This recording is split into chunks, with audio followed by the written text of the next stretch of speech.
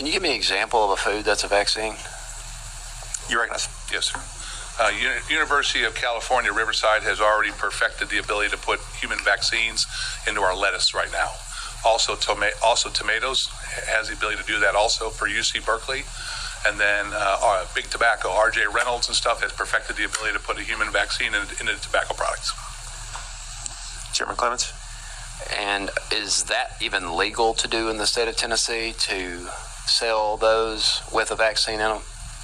You recognize? Well, I'm not arguing that point. What I'm saying is there is no law deeming those that when you go into a grocery store, you should know as a consumer, this head of lettuce is a head of lettuce.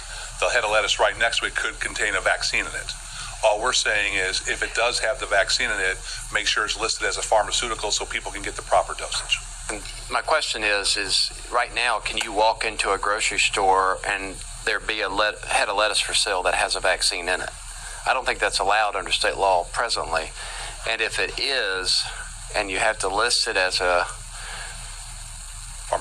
pharmaceutical, are we going to then have Walgreens pharmacists with a refrigerated section? I mean, how's this going to play out? You recognize? Thank you. This is more of a consumer protection bill right here, is to make sure that if you're going in to buy tomatoes and there's a polio vaccine in there, that you are aware of what you're buying has a polio vaccine. The problem you have is if it's not treated as a pharmaceutical, being the size and difference between you and me, how many tomatoes do I have to eat to get the proper dosage versus how many tomatoes that you have to eat? And if you eat too many, do you get a overdose? If you eat too less, like we had in the cattle industry with Aeromycin, we weren't dosing our cattle properly, and the horn flies were developing an immunity to it. If we don't have the proper dosage of a vaccine, it could lead to the efficacy of that drug not work anymore. You recognize? Well, I'd like to think I'm more immune to horn flies than you are, but I say that jokingly. No, but my question is just, is there a need for this? I understand there's a concern, and yeah, people should know if there's a vaccine in food. But if we can't even sell food with vaccines in it in the state of Tennessee right now, then is this legislation necessary is my question. Well, if you have a child that is allergic to a certain vaccine and it's not disclosed when you go to buy that vegetable or whatever it is, and your child dies from that, I would think that having something in place that's going to make sure that that is treated as a pharmaceutical so that the consumers know exactly what they're buying. All those in favor of House Bill 1894 say aye. Aye. Opposed? No. Ayes have it. Bill goes on to counter and rules. If you wish to be recorded as a no, please notify the clerk. All right, Shalom. Giving all honor, praise, and glory to Yahweh, Bahashem, Yahweh Shai, Bahashem, Rakakwadash. Double honor to our apostles and elders, great millstone and root well. Peace and salutations to the hopeful elect, pushing the true doctrine across the four winds of earth and all truth in and sincerity. I'm Lamar Ariyah from the Mississippi Camp. Lord willing, this will be an edifying lesson. All right. Now, as you can see, the madness, more madness that this devil got up his sleeve. Okay. And as you can see, in Tennessee, they was getting ready to pass this law giving the green light to put the scene in tomatoes, lettuce, and tobacco. This is more wickedness that this devil is doing. Trying to destroy the people, man. And they pass this shit into law. They okay these type of things, man. That's why this man has to be destroyed. That's why this man has to be put down like the mangy dog he is. Okay, because he's just foaming at the mouth doing all matters of wickedness, man, that is not benefiting society. It's not benefiting the people, man. So I'm going to go and get into the scriptures. This is the book of Revelation, chapter 11, starting at verse 18. And the nations were angry, and thy wrath is come, and the time of the dead, that they should be judged, and that thou shouldest give reward unto thy servants, the prophets, and the saints, and them that fear thy name, small and great, and should it destroy them which destroyed the earth. And that's the point. Destroy them which destroyed the earth. And when you go into the NLT, it say, it is time to destroy all who have caused destruction on the earth. And we know primarily that's Esau, Edom, the so-called white man, okay? Where he have done all matters of wickedness. He's polluted the air with chemtrails. He polluted the water with lead, you know, and who knows what else, chlorine.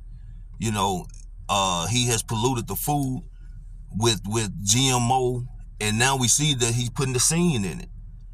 You know, and who knows what other matters of wickedness this man has done, man.